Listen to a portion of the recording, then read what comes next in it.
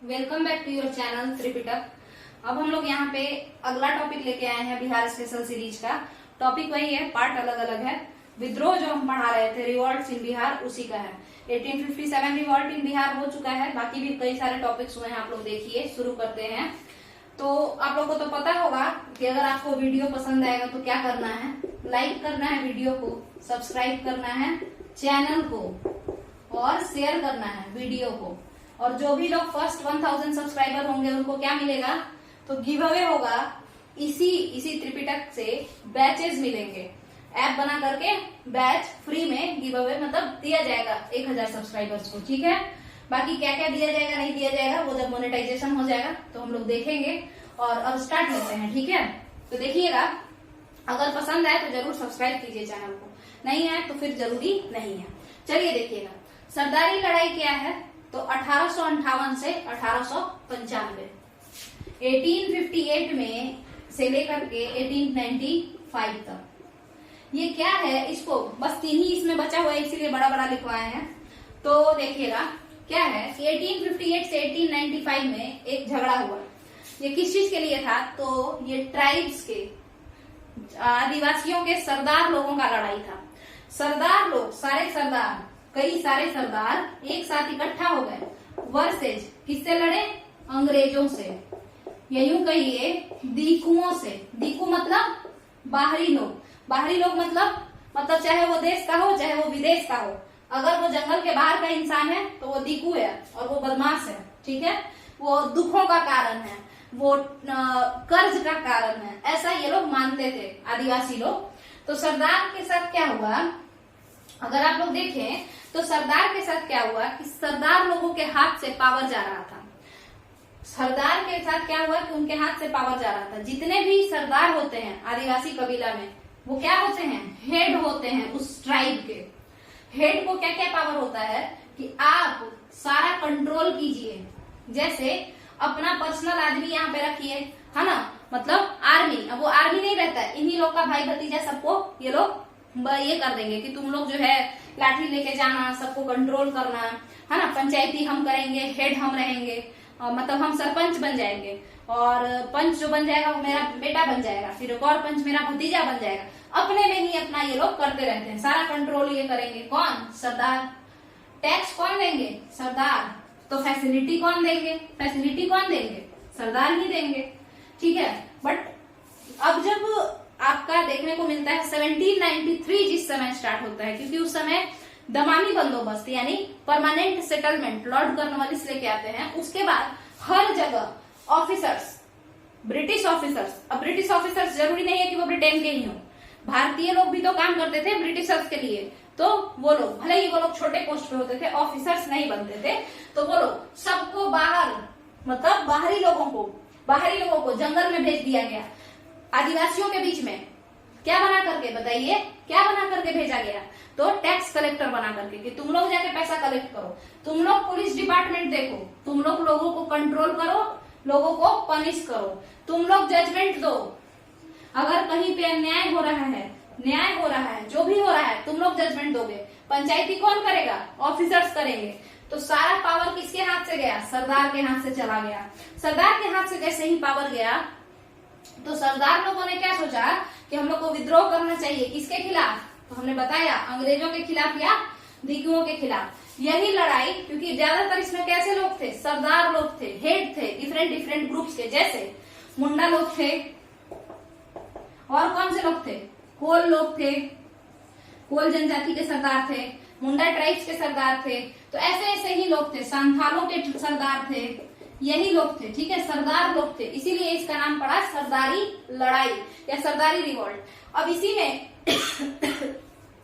इसी का extended version है मुंडा विद्रोह, ठीक है। इसी का एक्सटेंडेड वर्जन है मुंडा विद्रोह। इसको समझते हैं, देखिएगा हुआ क्या कि मुंडा विद्रोह 1895 के समय में किसी इंसान का एंट्री होता है। वो इंसान कौन थे, उस पर ध्यान दीजिए। देखिए, एक इंसान थे एक बार संथाल क्षेत्र में, या यूं कह लीजिए छोटा नागपुर के क्षेत्र में। हुआ क्या कि एक इंसान, एक जवान इंसान, लगभग समझ लीजिए तो 22-23 साल का, वो घूमते रहता है चारों तरफ और कहता क्या है कि हम भगवान के भेजे हुए दूत हैं। हम क्या है? भगवान के भेजे हुए दूत हैं। ठीक है, मतलब मसीहा खुद को बताता है वो भगवान के भेजे हुए दूत, जो आपको प्रोटेक्ट करने के लिए अगर भगवान किसी को भेजते हैं तो उसको मसीहा कहते हैं। ठीक है, मसीहा। तो वो खुद को मसीहा बताता है घूम घूम करके पूरे छोटा नागपुर एरिया में। अचानक से ये लोगों को दिखता है। ठीक है, और वो क्या कहता है कि हम लोगों को, आदिवासियों को बचाने आए हैं। तो हुआ कि भाई किस चीज से बचाने आए हैं? तो वो मसीहा बोलता है कि हम आदिवासियों को दुखों से बचाने आए हैं। और दुखों का कारण कौन है? दिकूज, यानी दिकुओं से, बाहरी लोगों से बचाने आए हैं। ठीक है, तो बाहरी लोगों से बचाने आए हैं और कर्ज से बचाने आए हैं। और लोगों को और किस चीज से हम बचाएंगे? तो इस तरीके का जितना भी प्रॉब्लम है, जैसे ये जो होता है ना, जैसे किसी का सांप वशीकरण, सांप वशीकरण मतलब आडंबर समझ लीजिए। ठीक है, जो भी अकल्ट प्रैक्टिसेस है ये सब फेक है, ऐसा ये मसीहा कहता है कि इन सारी चीजों में बिलीव तुम लोग मत करो, बैड हैबिट्स को खत्म करो, बुरी आदतों को छोड़ दो।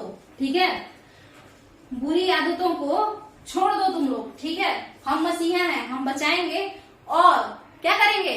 कर्ज से तो बचा ही लेंगे, तुम लोग को अमीर भी बनाएंगे। अमीर कैसे बनाएंगे?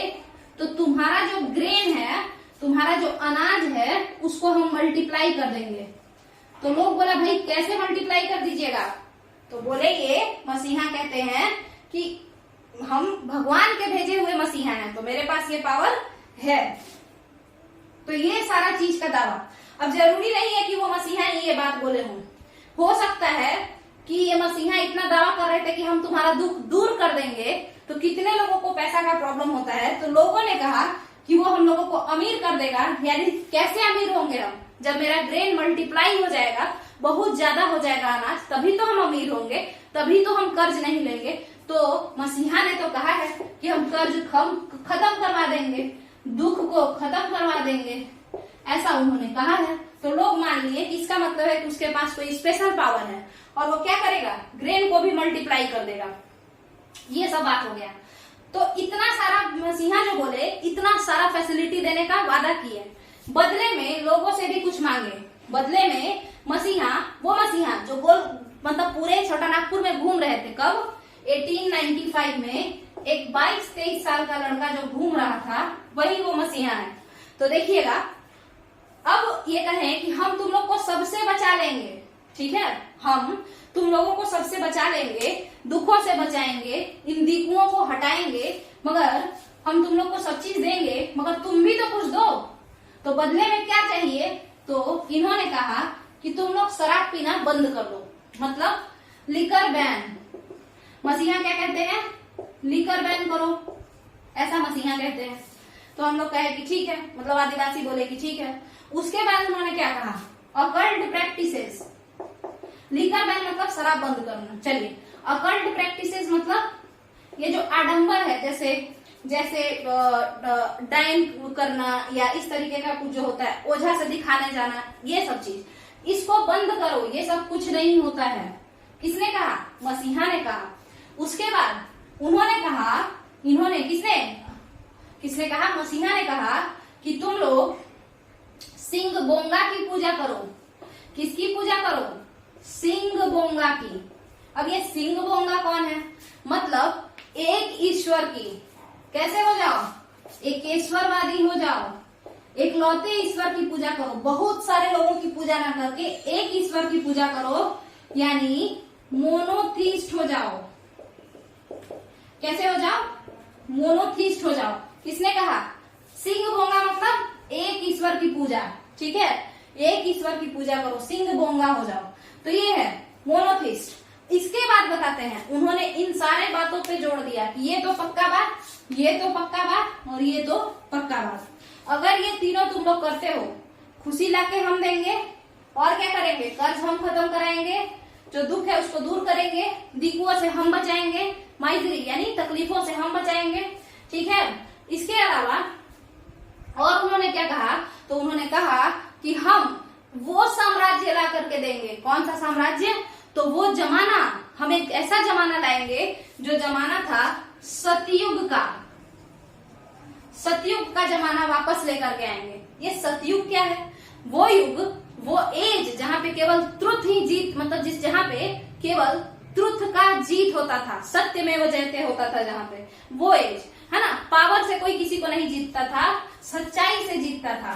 वो एज जिसमें ट्राइबल का अपना रूल था, ट्राइबल पीपल का अपना रूल था, वो एज।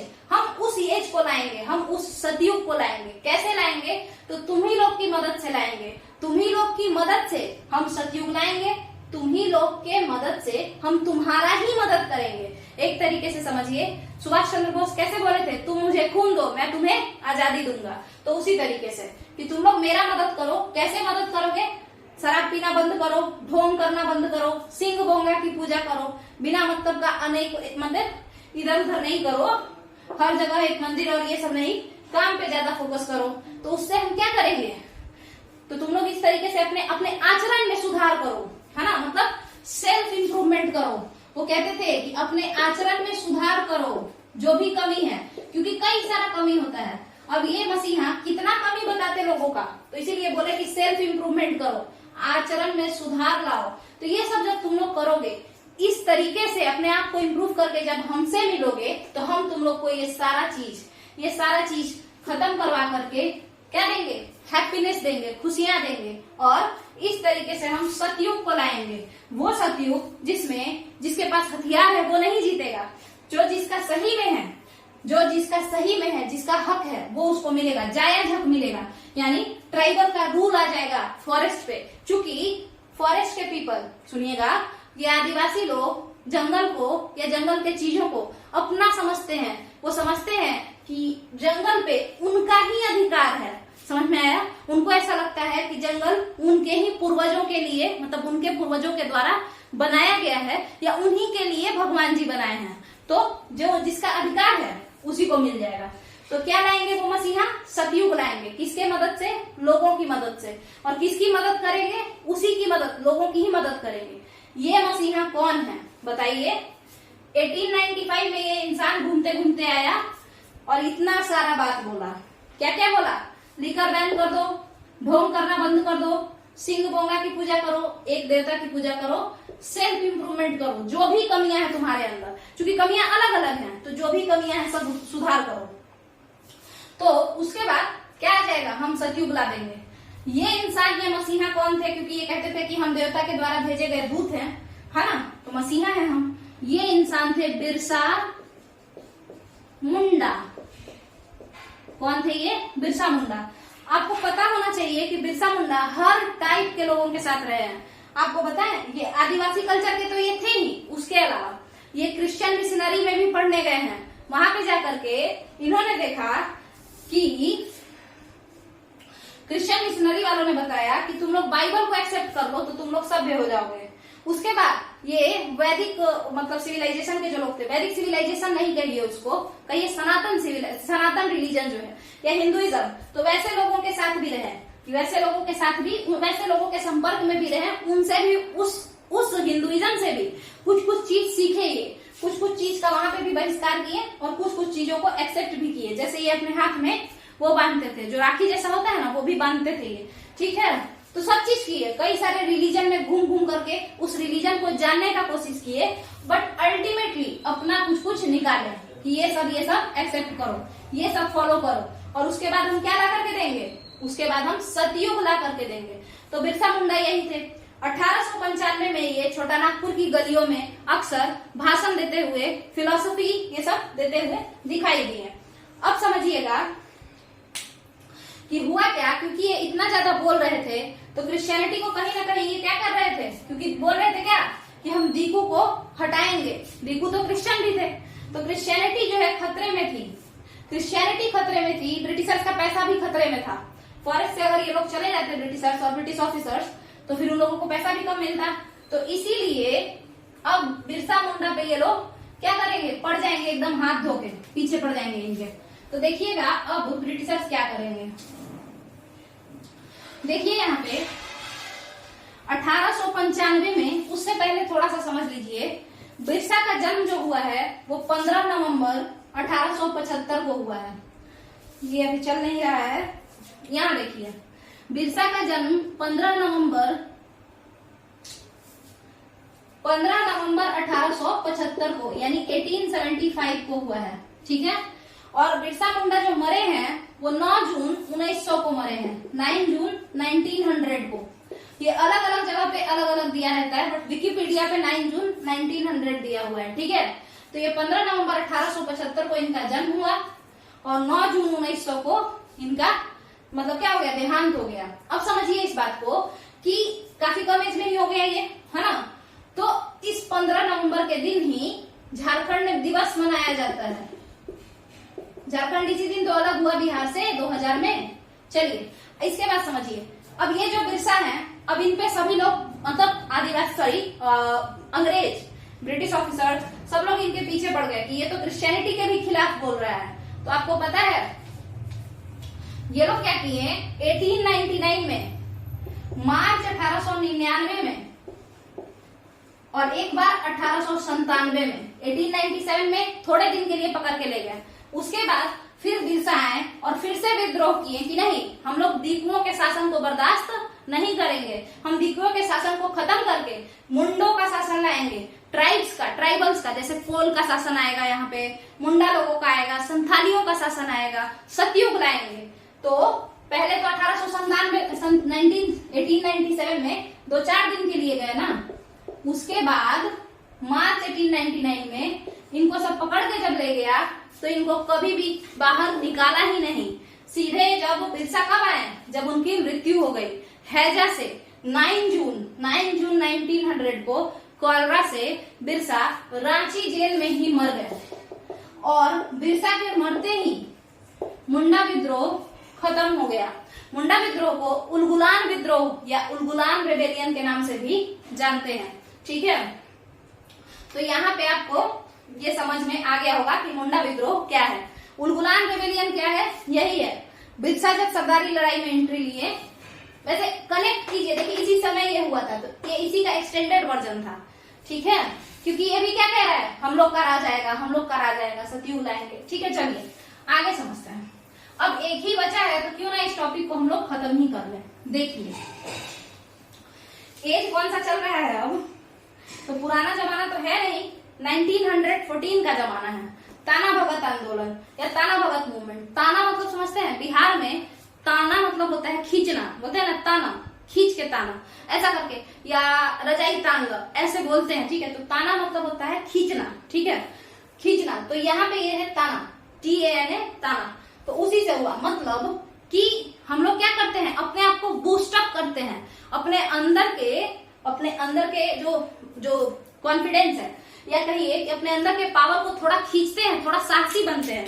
और किससे लड़ते हैं, अपने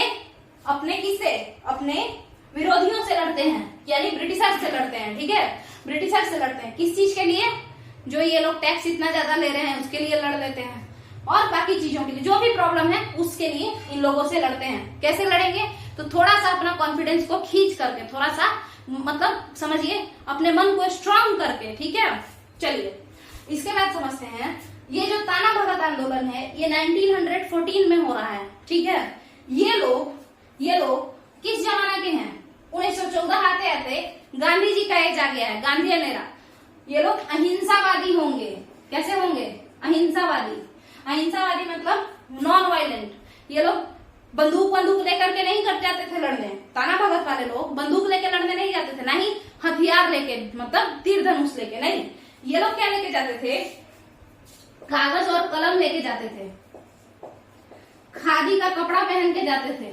सोचिए कितना डेवलप थे ये ताना भगत आंदोलन के जो लोग थे, वो लोग कितना डेवलप माइंडसेट के थे। आदिवासी होने के बावजूद अहिंसावादी नॉन वायलेंट मेथड्स यूज करते थे अपने डिमांड को पाने के लिए। इसके अलावा पेन और पेपर लेके जाते थे कि अगर कुछ अजीब हुआ, कोई मिला, तो हम लोग कागज पे लेटर लिख करके दे देंगे कि देखिए ऐसा ऐसा दिक्कत हो रहा है, आप लोग प्लीज मदद कीजिए, प्लीज सुनिए मेरा बात, ठीक है। खादी का कपड़ा पहन के जाते थे, ठीक है। ये लोग भी असहयोग करते थे, यहाँ पे काला पट्टी बांध करके घूमते थे कि मतलब हम क्या कर रहे हैं, विद्रोह कर रहे हैं। मगर किसी को पीट करके विद्रोह नहीं कर रहे हैं, हम लोग रिवॉल्ट कर रहे हैं, बट पीसफुल रिवॉल्ट कर रहे हैं, शांति से रिवॉल्ट कर रहे हैं। इतने ज्यादा ये लोग कैसे थे, शांत विचारधारा के, या कहिए इतने ज्यादा डेवलप्ड माइंडसेट के थे कि हम लोग धनुष और तीर से कितना ही लड़ लेंगे तोप वाले के सामने। ठीक है, तो ये लोग इसी तरीके से करते थे। ताना भगत वाले लोग आपको बता दें असहयोग आंदोलन में भी पार्टिसिपेट किए थे। गांधी जी का जो एनसीएम था, नॉन कोऑपरेशन मूवमेंट, उसमें भी पार्टिसिपेट किए थे ताना भगत वाले। अब बात करते हैं कि आखिर इतना ज्यादा नॉलेज इनको किनसे हुआ, किसको ये अपने प्रेरणा, मतलब किससे ये इन्फ्लुएंस हुए थे, है ना, किसको अपना प्रेरणा का स्रोत मानते थे। तो सुनिएगा, गांधी जी इन लोगों को नहीं जानते थे, ये लोग गांधी जी को नहीं जानते थे, मगर ये लोग जिनको जानते थे वो दो लीडर बिहार के ही लीडर थे, क्योंकि पहले बिहार झारखंड साथ में था। उन लीडर्स का नाम आप एकदम याद रखिए, राजेंद्र प्रसाद। डॉक्टर राजेंद्र प्रसाद कौन है, कौन नहीं जानता है ये, और प्लस में कृष्ण वल्लभ सहाय।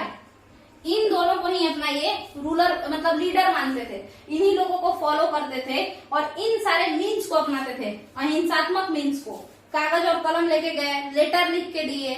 ये लोग एनसीएम यानी नॉन कोऑपरेशन मूवमेंट में पार्टिसिपेट किए, जिसको हिंदी में असहयोग आंदोलन कहते हैं। सीडीएम सिविल डिसोबीडियंस मूवमेंट में पार्टिसिपेट किए, जिसको हिंदी में सविनय अवज्ञा आंदोलन कहते हैं। समझ में आया?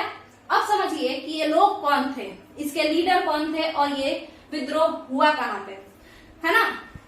ये क्या है, कैसे हुआ, काफी अलग है। बाकी सारे मतलब झगड़ा, पीटा पीटी, मुक्का मुक्की किए हैं, मगर ये वाले जो हैं आदिवासी बहुत ही सभ्य किस्म के हैं, है ना। इनको पता था, देखिए लड़ना, आप सोचिए, आप बंदूक, समझिए इस बात को, आप क्या लेके गए, तीर लेकर के गए और वहां से वो बंदूक निकाल रहा है, तो बेवकूफी है लड़ना। इससे अच्छा है आप उससे अच्छे से ही बात करके जितना हो सके मनवा लीजिए।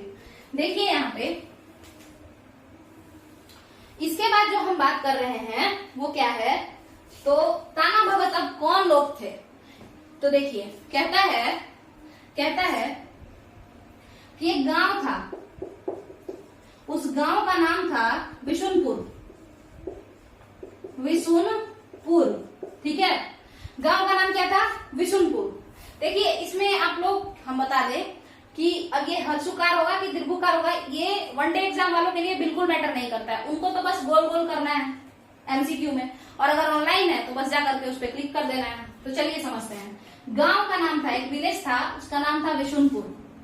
वो जो विलेज था वो एक प्रखंड में आता था, ठीक है, एक ब्लॉक में आता था, उसका नाम क्या था, प्रखंड का नाम था, ब्लॉक का नाम था विशुनपुर, ब्लॉक का नाम था विशुनपुर। इस ब्लॉक में एक गांव था, एक विलेज था, उसका नाम था नवाटोली।